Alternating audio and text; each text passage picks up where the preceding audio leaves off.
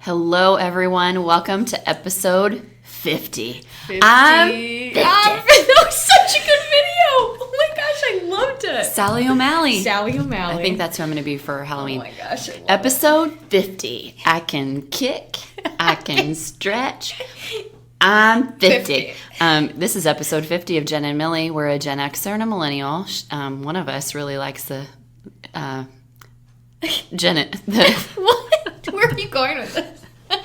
I'm just trying to do the intro.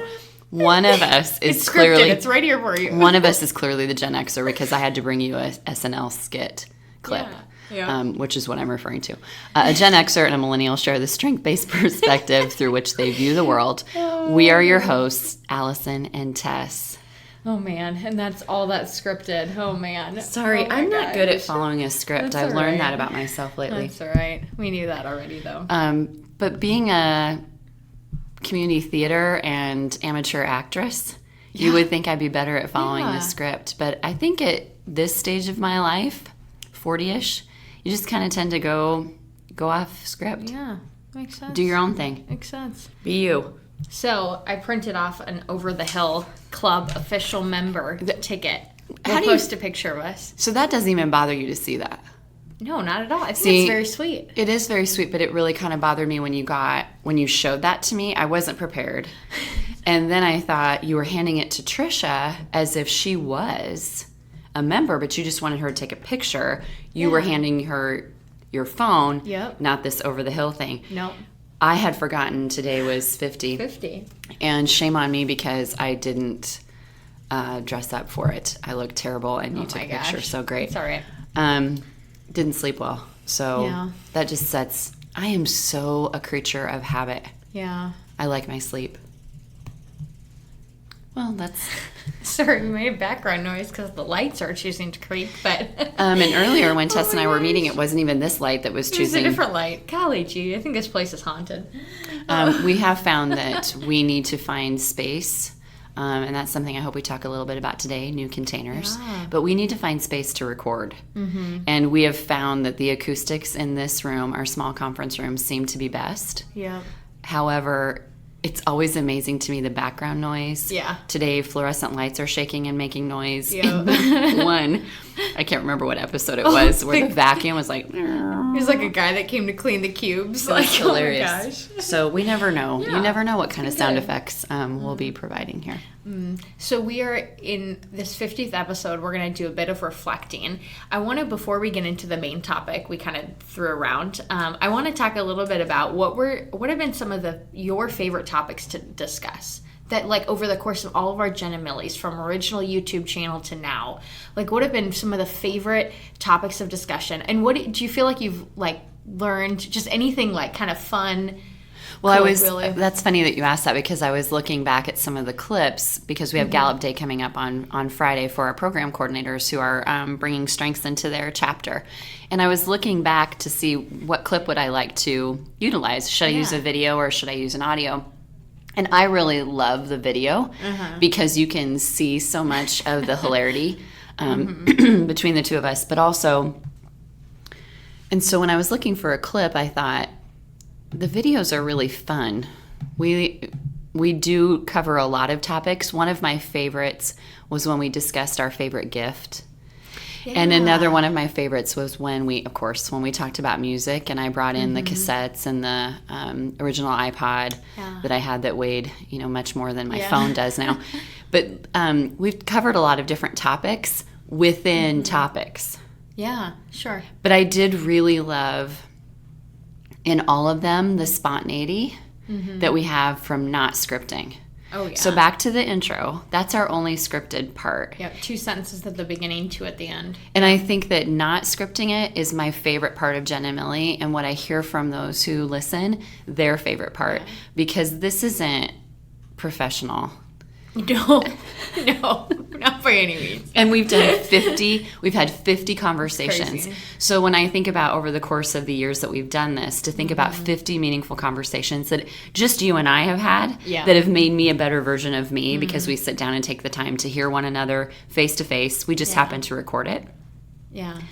If that influences anyone else to have a conversation I mean, you think about the ripple effect, 50 and 50 and 50. Also, side note, loved your article about impact. Oh, thank you. It was excellent. So the first article, I don't think I published like as an article because it's just on the research page now, but it was about mentee outcomes. And then this one was like published as an article, and I have one more coming out next month. Kind of talking next month will be the impact on mentors. So if you don't yet follow Teammates on social media, you can look us up, Teammates Mentoring, on Facebook and Twitter, Tess. And Instagram. And Instagram. Maybe in honor of our 50th, you could create a Teammates Twitter, a Genn and Millie Twitter account.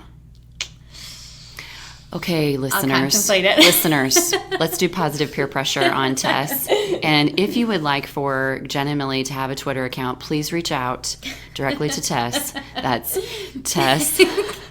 No, it's not. No, it's not. It's not what you meant. It's T Starman, TSTARMAN at teammates.org, and ask her to please get on Twitter. No.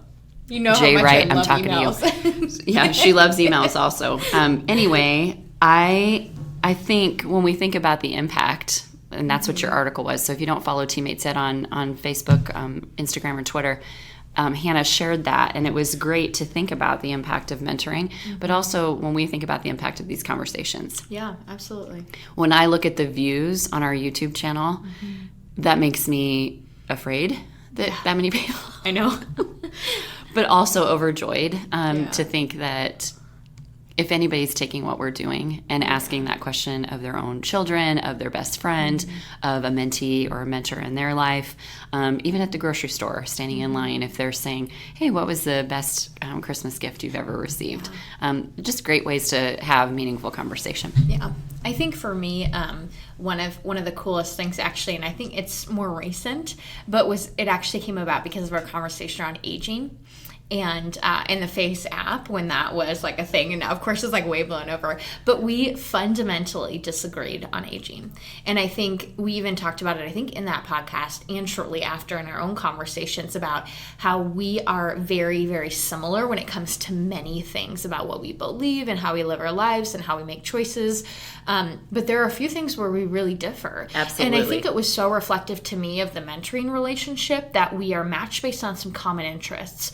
But the more you get into the relationship, the more you invest in one another, the deeper it goes, the more you figure out just how different even the commonalities can be, right? Like stemming from a different place of intention or motivation, but even with the same common behavior as an outcome. And so I think that was just really cool. Like, I feel like I know you very well. Like, you're not just a coworker, but a good friend. And so to be able to say, like, gosh, we really disagree. We're coming from very different places. But isn't it nice to have a spirited conversation where you disagree and it doesn't have to be horribly negative? Oh my gosh, absolutely. But we respect one another in the way that we see the world.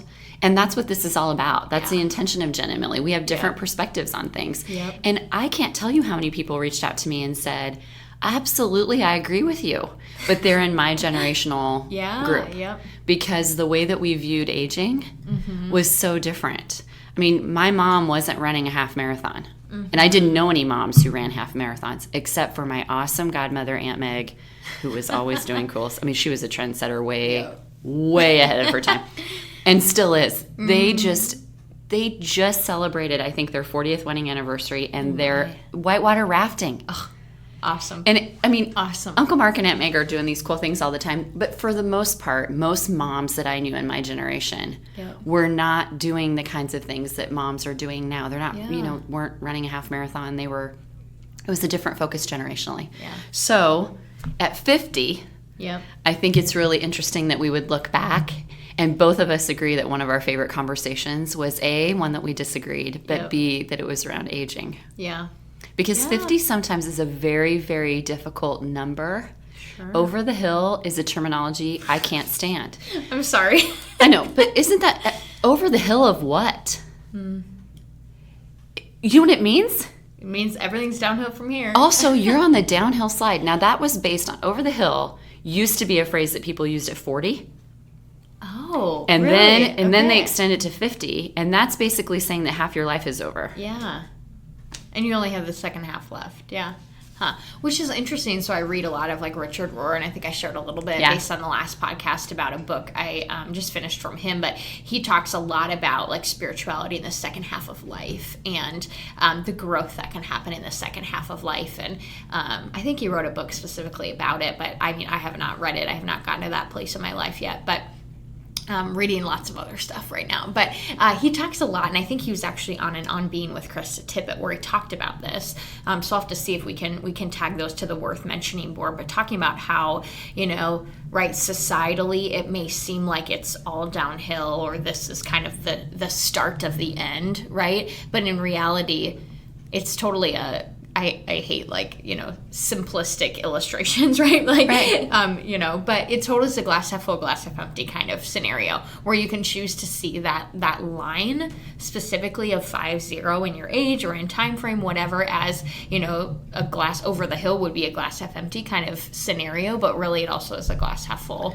It also reminds me of Brene Brown's quote about midlife, where, this is a stage where the universe is taking you by the shoulders and saying, listen, I'm not messing around here. Yep. And so I think that's a great way to look at, we often talk about firsts, but seconds, the second half or your second chance or a second can often be more meaningful than the first because and you have an idea of maybe what is important. So when you were talking about second half, I was thinking about second chances or second tries. And with growth mindset, there are many seconds. But I used to be all about celebrating first, and now I'm learning a lot. There's a lot to celebrate about second try. Absolutely. Or a second chance. I am embarking on, for sure, a second chance to get to know myself in the season that I'm in right now and the stage that I'm in right now in my life, and I'm learning a lot about myself. Absolutely. And I think there's always a chance for us to better celebrate the second if we're thinking about what did I learn about myself. So 50 is a great time to kind of think about all the things that we've learned so far. Yes. So I started, ironically, a list of things that I have learned about myself. And she didn't tell me about this, mind you. So you started this and had lots of time to think about this list, and I have nothing on my list so far. But we're going to attempt to discuss some of the things we've learned about ourselves over the last few years of doing this and just living life and relate it back to our strengths and strengths about each other. And I think we should popcorn it a little bit. Yeah. So I didn't give you a heads up. No. I just started this list this morning. Okay. As I was having coffee in my new coffee mug and my new container, my new small apartment space, which I'm adjusting to. But I started writing these things down because I thought, crazy that this is happening. Wild. Yeah. That this is happening that I assumed about myself. So I can deal with mess. Is something that I've learned about myself. Those of you in my life know that I have been termed a neat freak, OCD. Everything has to be perfect. You have to clean everything. My kids do this imitation of me wiping down the counters 40 times, and Sean can do it while he's saying things and asking questions. Does a great impression of his mom. I moved into an apartment space over this weekend, and I literally have not cleaned a thing. And I have germ issues. Crazy. I have germ issues big time. And I wipe down light switches. I wipe down door handles. I would never in a million years not think about vacuuming, like 4 or 5 times a week. So I haven't done any of that. I literally moved into new space, and first of all, it was immaculate. But I haven't cleaned anything. So I've learned that I can, in fact, deal with mess. And one of the things that has led me to understand is that when I am in something that's messy or not perfect or not clean, I don't like disarray, and I don't like lack of planning. But I can be more present in a mess than I ever gave myself credit for. And it has absolutely shocked me. I can be present, even more present, in a mess than I've ever given myself credit for. Where does that come from? I don't know. When I think about the last time that I moved, everything had to be done like that night. I would have stayed up till 2 o'clock in the morning to get the, pictures hung on the wall just so. I'm not doing any of that. I'm giving myself time to get adjusted to the space, but also I'm going to lean in on the strengths of others. My mom and my daughter are really, really good at interior design and setup. And so I let Lauren organize my kitchen and didn't touch a thing. I said, put this in a order that you feel like works. Now, I will say some of it does not work, but I just let her do it instead of feeling like I needed to be in control doing it. Also, letting my mom, when I have some time and I'm going to be traveling here to South Dakota for expansion, so I don't have to get it done right away, but letting my mom do that because it honors my mom's strength. She's really good at it, but it's also be something she loves to do. But when I started diving into why haven't I cleaned anything yet, I started realizing that having things perfect or cleaning them is more about external show than about what I need.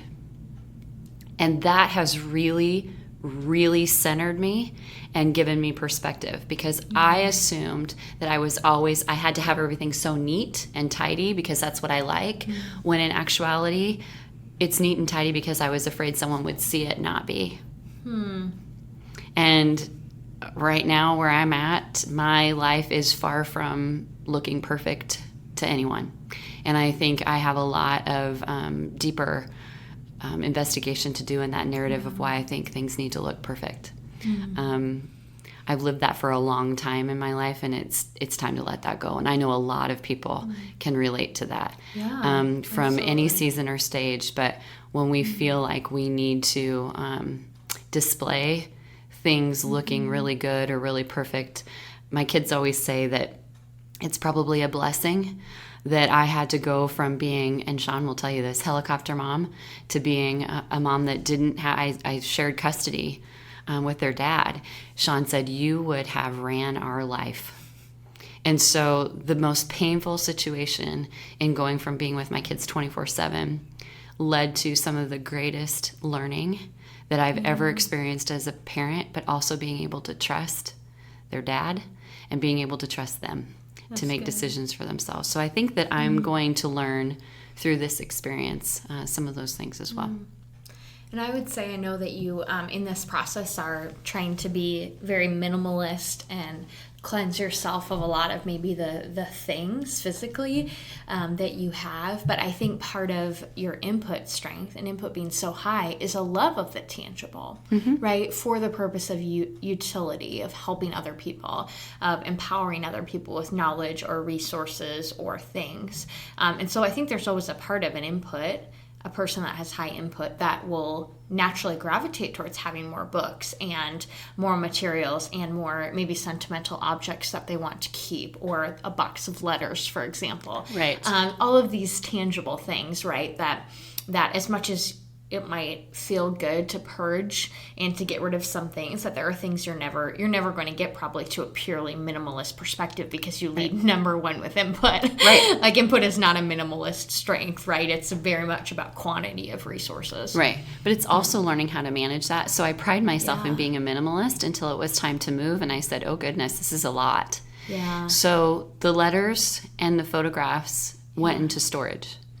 They aren't going to be easily accessible to me anymore. Now that's a step in using my input to discern what I need next to me. Now here's where Marie Kondo and I think you and I agree on this. We disagree with Marie. Let's not talk about her. But I need my books. Yeah. My books are really important to me. So finding space for all of those are not going into storage. Those are coming with me because I see books as resources. Absolutely. And I'm going to be rereading some things again. I don't necessarily need to look at those photos or look at those letters, but I need to know where they are and know that they're safe. The hardest part of this move has been to part with my childhood piano. So my childhood piano is now in climate-controlled storage, so it's safe. But my brothers, bless them, 2 of them helped me move. They set it up for me so I can play it in the storage unit. I mean, they literally moved it in so that the bench, and they put a picture up. It was really cute. So I can play it. Now I will be going back near where the storage unit is because I mentor 1 time a week. Yeah. And I thought, I could probably stop at the storage unit and play for 10 minutes. I've tried to really use my input to discern what is absolutely necessary for me to feel contentment, and also what can I balance. So I'm learning that strengths are always in my back pocket as a tool for my best self, but really utilizing them as tools is level 2. Yeah. Sometimes my input just says gather, gather, gather, gather, gather. Yeah. But what my input is doing right now is gather and discern.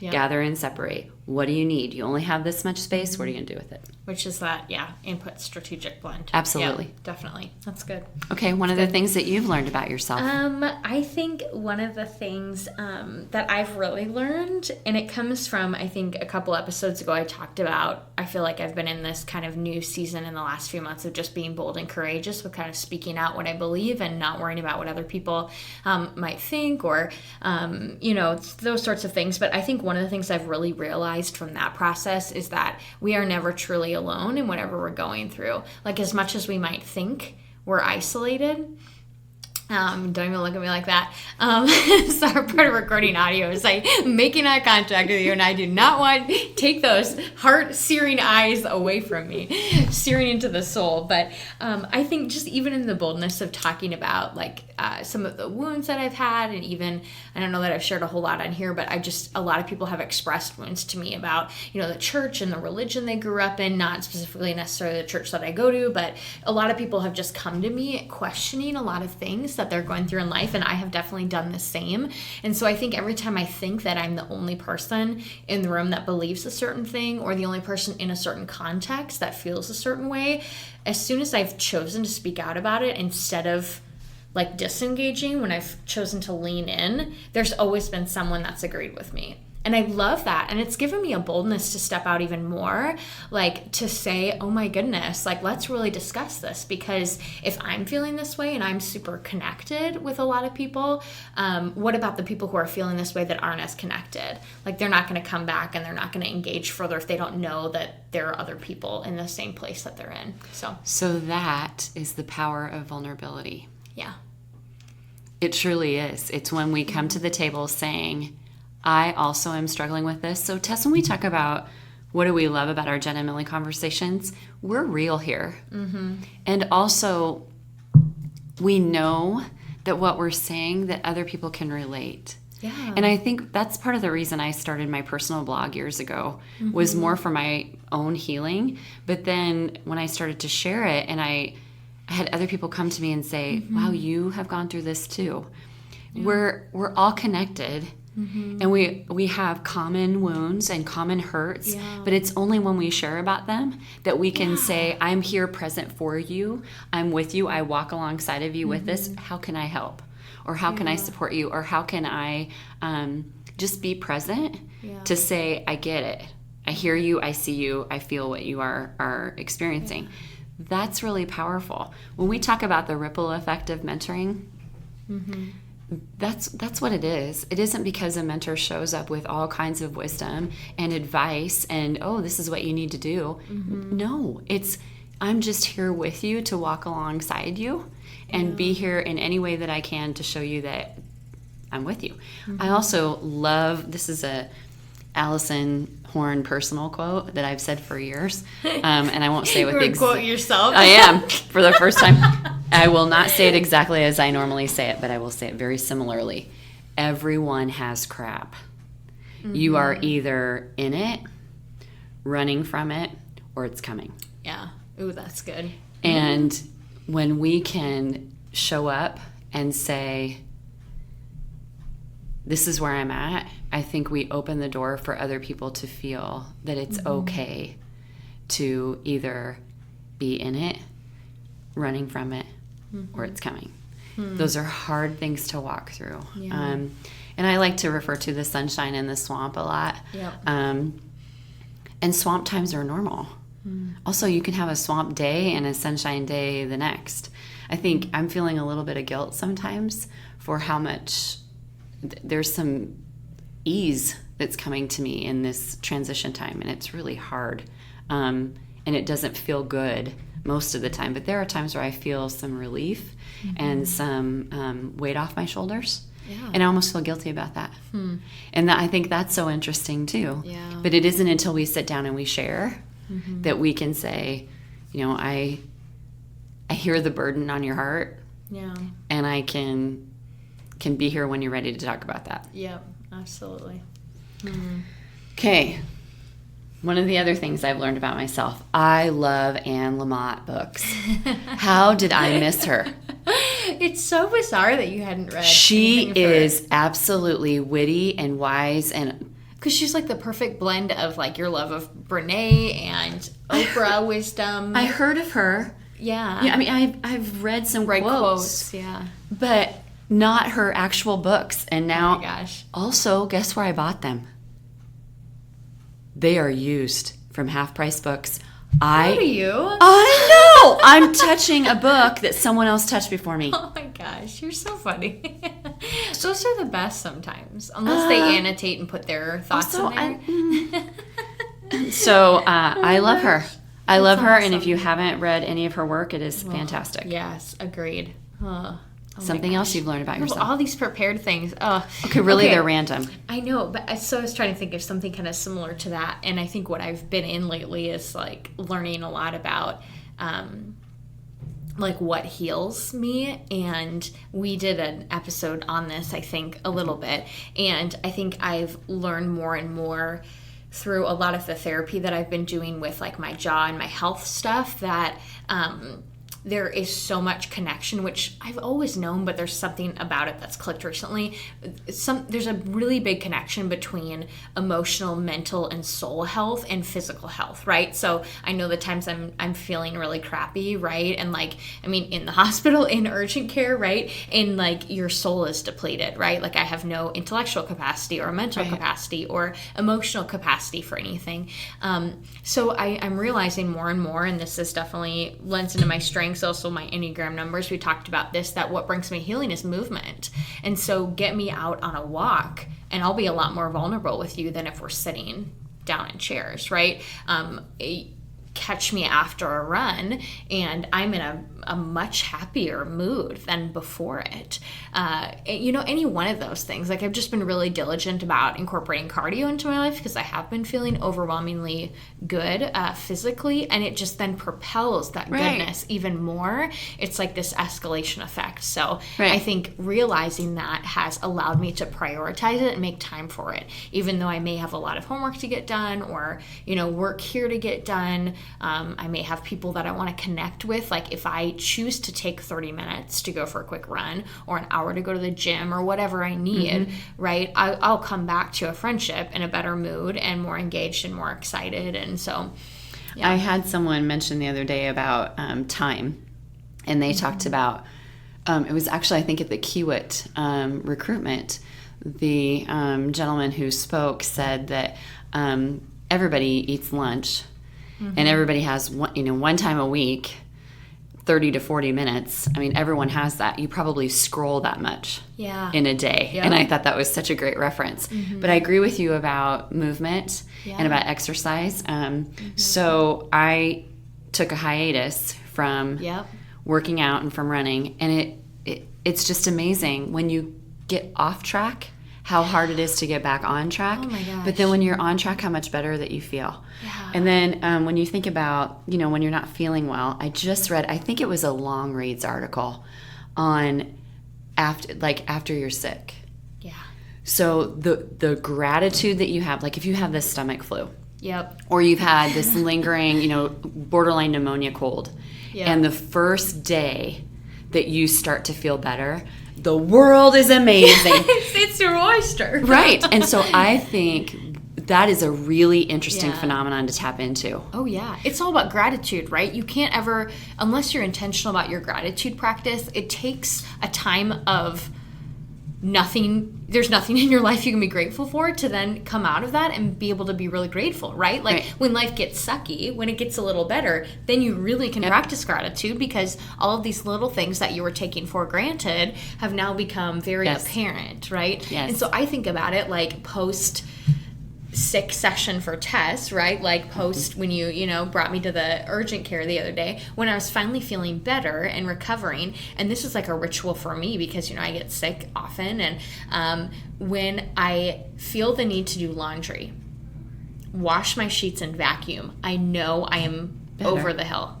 Like, even if I'm not, but I'll bunch. If we could insert sound bites here, this would be the clutch. But I know even if I'm not fully feeling better, it propels me into feeling better because I have returned to full capability, right? And it's then ritual. some, right? It totally is, yeah. And I think that's so important that we name what those things are because it's nexting too. Yeah. It's helping us think that, okay, it'll be better. It'll be better. Yeah. I've had a lot of people reach out to me and say, and I'm not saying this to be braggy or anything like that, but just the comments and the responses I've had from my friends and family, like, your attitude about this is really positive. I'm very proud of you. You're very strong. You're very resilient. Mm-hmm. I can't believe you are just, you're amazing to me. That I really, really practice gratitude. Yeah. It's not just a willing, wishy-washy thing. I practice it. So I am surrounded in my new apartment by green space. And I am so incredibly grateful for that. I mean, I just cannot be more grateful for that. Mm-hmm. And I have thanked the leasing agent who literally, when I looked at apartments, going from a house to an apartment, I said really brilliant things like, she said, "What are you looking for?" And I said, "I would like a sunrise and a sunset view. I don't want anything to stink. And I go to bed at 9:30 and I would like it to be quiet." And she was like, "I think you need a house." And I said, "And that's where I've been." So I have sent these emails of gratitude to Carissa, the leasing agent, who is lovely and wonderful, saying, "Thank you so much. This is because I face the south, so I do get both." And she always responds back with, "I'm just glad that we could help you find what you were looking for." Oh. And it's little things like that or my coffee maker. Yeah. Or knowing where my corkscrew is. All these things, because moving is terrible. Yeah. But all these little things, my heart is very full. Yeah. The people who came and helped me move are people who have been with me my entire life. Yeah. So my brothers, my friend Sherry, who's been one of my besties since we were in kindergarten, and she showed up and came to school as a newbie, and I call her Share Bear. Her heart is so caring. She didn't blink. She just said, and gosh, that is amazing when people do this kind of stuff for you. I didn't have to say, "Can you help?" She said, "We're coming." And I've thought about this a lot because I know a lot of people have talked about their walk with grief, and it's the people who show up and do something without saying, "Let me know what you need." Yeah. She just said, "We're coming." And her husband and her 2 kids came, and they brought their truck and their trailer, and they just, it happened. And Lauren was the head organizer of the whole thing. I mean, just directing traffic. I was so grateful. All day long, I just kept thinking, how lucky am I to have people in my life who know exactly what I need, who have known me my whole life, who are not looking at me as, this is one more disaster. Sherry got me a really great t-shirt that I can't talk about here on the episode, but it says, "Welcome to the something show." And it's a t-shirt in beautiful font for the move. I thought that was lovely. So I think it really is a practice to be grateful, and it shouldn't have to take swamp for us to just say, "Wow, I'm lucky to have this," or "Wow, I'm grateful for this." Yeah. So I would encourage our listeners to think about truly, what does gratitude look like for you? Whether you're in a sunshine or a swamp, or whether you're in it or it's coming. What are you truly grateful for right now? And can you reach out to say so? Could you reach out to that person who at the grocery store, or who is at your church, or who is at your kid's school, or who is in your workplace, and say, "Oh my gosh, you make my life so much better," simply because you are doing naturally what you do really, really well. Yeah. I think that's an important thing for us to say. Definitely. Is that my turn or your turn? It's your turn. My turn again? Oh my goodness. Let's see.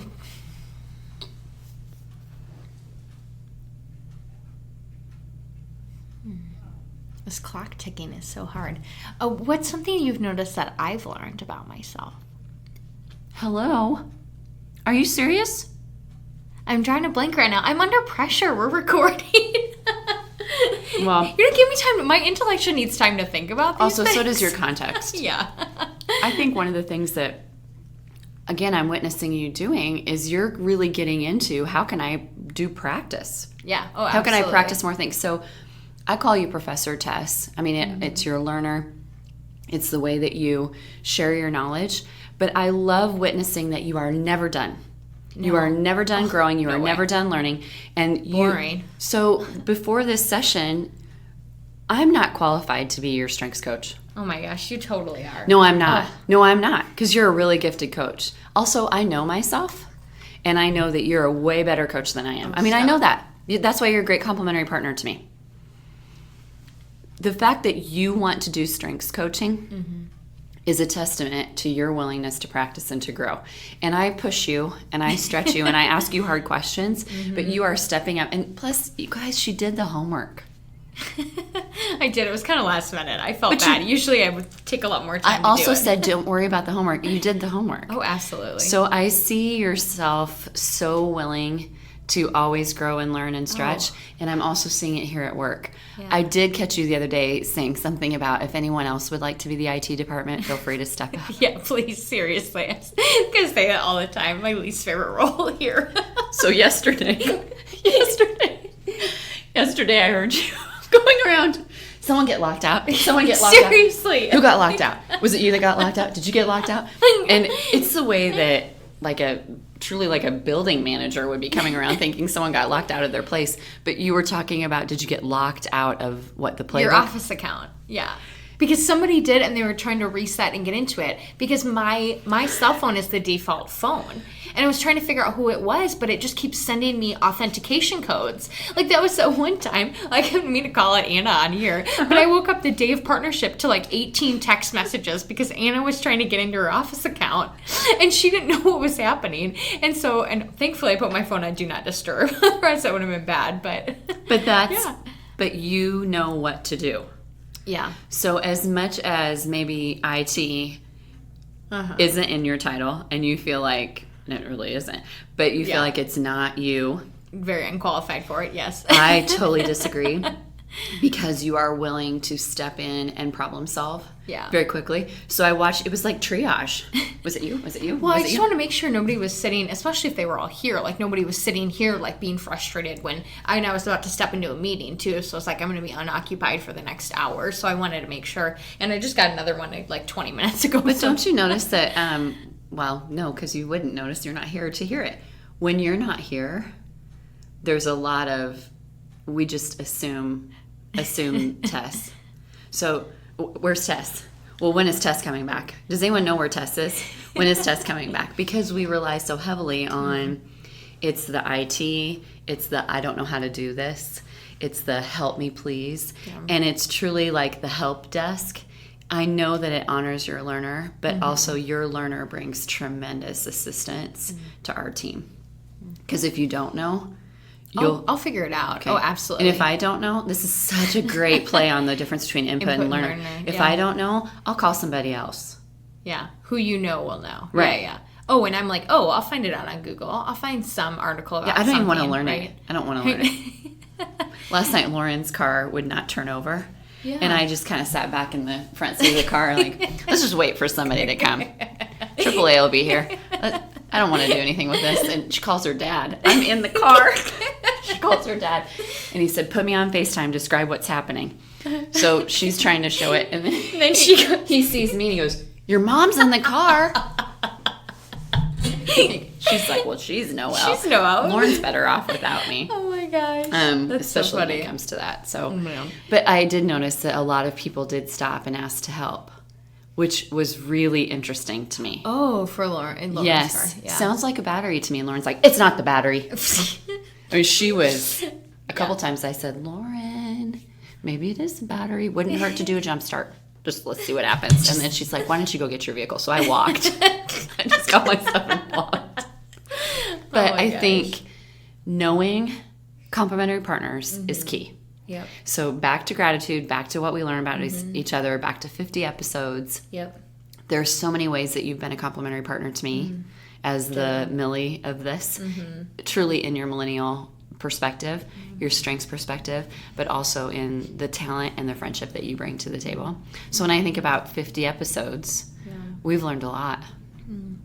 Yeah, I think, one of the things regarding specifically kind of the IT role that I think I've learned, because it's easy within the context of strengths to say, this is what I know I'm good at, so this is where I'm going to put my energy and effort. And oftentimes in life, we're told what we need to do. We aren't able to be selective with what we get to do. So the power of strengths is to then wield what talents we do have to make the most of whatever situation we're thrown into, right? Like, I didn't get the choice of being the IT person. I was asked to fulfill that role. And so even though I make jokes and I grumble about it sometimes and I ask if anyone else wants to take the job, I have rather enjoyed being in that place. It's kind of frustrating when there's all these issues that come up and I have to put my own work aside to make sure other people can do theirs when the internet goes down or somebody's locked out or something. But getting to go to seminars on cybersecurity and getting to know how to set up a firewall and monitor web traffic and set up different security measures, like, it's been rather interesting to me just because of my learner, right? Like, it isn't an area I would have naturally gravitated towards, but it's one I've come to really appreciate because I've learned the language and I can speak about it with people that are in the field, because I've gone to enough trainings now and seminars and doing my own Googling and reading when a problem comes up that I've been able to troubleshoot. And so far there has only been one problem that I have not been able to solve with IT. And I've gone to experts and they have not been able to solve it either. So that's so interesting when you think about what we would choose and what we wouldn't. I mean, the situation I'm in, I would not have chosen. Yeah, I didn't absolutely. choose. But how can you use your strengths to make the most of whatever situation you have, right? And I know positivity is in my top 10. It's in your top 10. And I think there are times where you have to lean in on other strengths to say, hey, I need you. Yeah. You know, you may not be in my top 5 the easiest that come to me, but I need you. How can I and so I want to bring that to light, but also it's in the practice. Yes. So my positivity gets strengthened and practiced by me doing a daily gratitude journal. By me sitting down, I got a new journal with writing prompts from my awesome therapist who, shout out to Tim, has seen me over the course of 15 years on and off. The other day, did I already say this on here? The other day that I was sitting there waiting on the last session, and he has this door set up so that when you walk out, the door goes out so you don't see the person sitting and you don't see the person exiting. It really honors confidentiality. Yeah. Well, this particular client closed the door and looked right at me, and she goes, "Isn't he amazing?" And I said, "He is." And she said, "How long have you been seeing him?" I mean, clearly we got some boundary things for her to work on, but she goes, "How long have you been seeing him?" And I said, 15 years. And she went, and then I said, on and off. You'd like qualify. And so she left, and I went in. And Tim is so funny. We've described him as like a jolly Santa of therapists. I told him this, and he just started laughing. I said, she either left thinking, this guy is really good, or this guy is terrible. She's been coming for what's wrong with her. So he gave me... On and off. He loves to give me handouts that he's given me before. So he gave me a handout about naming my emotions. And he said, I really want you to be honest, and I want you to be serious. So it's this handout about all these different emotions. Yeah. And the font is terrible. It's an old handout. I'm like, come on, Tim. He gave it to you 15 years ago. Right. And it's still the same handout, which clearly, what does that tell you? But as I've been writing them, what I've done is I've taken an inventory of what days have more negative emotions than positives, and then what leads to that. Yeah. Exercise, good sleep, time in nature, quiet alone time, solitude, time to think when I'm not feeling razzled and frantic. So when I started to look at that, I could see patterns of where the days were more positive or the emotions were more positive than negative. And then I just thought, okay, well, that's easy. I guess I'll just practice more of these things. Yeah. And that's exactly what we all are doing on the regular. We need to do more practice of what heals me, what gives me energy. As Glennon Doyle says, what's the next positive choice? And just take that next positive step. I love it. But it's really hard to do. About mindset, right, and intention behind it. So I think about one of the things that I've loved lately is in kind of the practices I've been doing about what really heals me. Solitude and stillness are big things, but there's a difference between being alone and being in solitude, right? Like, or being by yourself and being in solitude. We talked about this, right? yes. Like, and so I just think about the fact that even just the intention behind being present within any given moment to recognize what's happening can help flip a switch for what you're doing, right? Like if I choose to turn off my audiobook or choose to take a few deep breaths and make myself aware of my presence when I'm by myself, it can transform into solitude, right? It transforms into prayer and interaction with the divine and whatever else, I'm doing that can take my present circumstances and with just a slight shift, like it doesn't have to be a prescriptive list of I gotta make sure I get my morning meditation done or my devotional or whatever it is you practice, right? But it can be as simple as just being aware of the circumstances and choosing to transform that into a best choice for what's next. Right. Sometimes it's just naming and being honest enough to name this is where I'm at right now. So some things that I would like for our friends to ponder and to give us feedback on. If you are lucky enough to be 50, tell me about how did you celebrate 50? How did you acknowledge 50? How did you say, yes, 50 rocks for our listeners who are truly at age 50 or above? And then the other question I'd like to ask our listeners is, what of the 50 Genn and Millies, which episodes did you love? Which topics did you love and why? And then I think we need to find really creative ways to think about practice. So I would love to hear from other people how they practice best self, whether that's practicing gratitude, whether that's practicing stillness, whether that's practicing being present. What are their practice moves? Those are my 3 questions. How you practice your best self. I love it. Part of that, I'm going to challenge us. Something I've been thinking about lately, and we mentioned it a little bit, is undertapped strengths. So which of our strengths are natural to us, but we don't utilize in our given context and role, and how can we champion them more? So I was looking at my, top 10. I've been doing some diligent 34 coaching with some of the people on staff, and I was looking at my top 10, and I was like, gosh, I feel like I hardly ever intentionally aim ideation, and it's rather high for me. It's 7. And it comes up, ideas pop out, they flow, but I never target it anywhere. It's kind of like the discussion we had with intellection not too long ago, is I'm never proactively using it. I can lean back on it, and it comes naturally when I'm presented in that context, but I'm never targeting it towards any given area. So I want to spot it just for a second. Sure. So the reason that we're going to meet after this and talk about how we're going to do Gallup Strengths Day is because you don't want the same old thing. Oh, never. And I think your ideation says, why are we doing this the same way we've always done this? Yep. Which is so funny because the context says the best is how we've always done it. Right. Your ideation just throws a really positive sparkler in there. Like, oh, excuse me. That has been done before. Yeah. Oh, absolutely. But it honors, again, your learner to say, new adventure, let's try this a different way. But also, I think you're so good at recognizing we have a lot of people coming that have been there before. Yeah. Oh, absolutely. And you want to make sure that they walk away with a phenomenal experience. So my 2-3 new ideas, and I don't know what that is about me that I just do it the same. It's because I know it. Yeah. Yeah. That's where your confidence comes from. It's I know it. I know the material. Last year we went a different route. Yep. And I think we both came back to we have to get back to the heart stuff. Yep. We skipped some of that.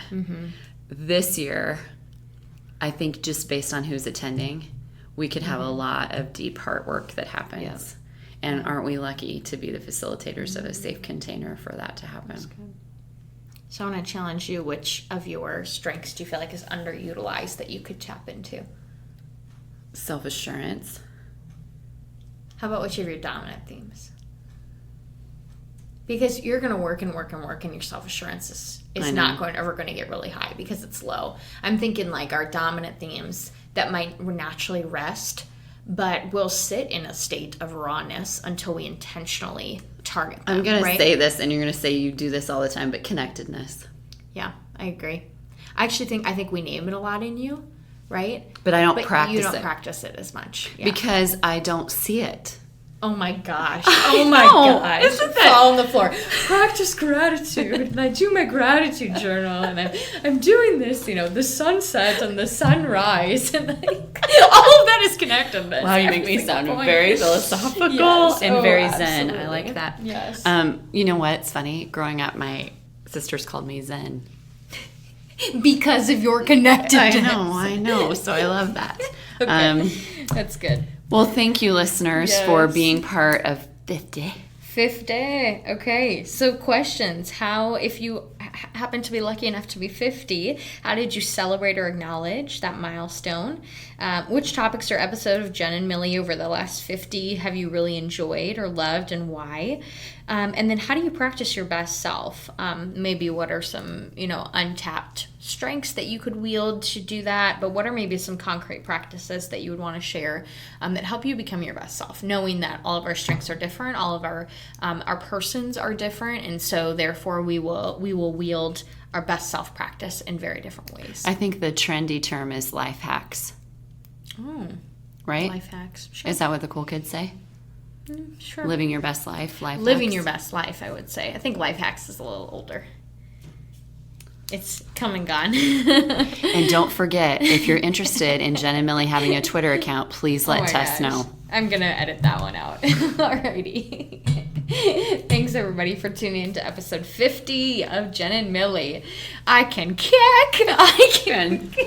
Oh, gosh. She's literally up and stretching now. I'm 50 of Genn and Millie. If you enjoyed today's conversation, consider sharing this episode with a friend. If you want to interact with us and share your responses to the questions that we pose, follow us on Instagram at Genn and Millie. That's at GENNANDMILLIE. Until next time.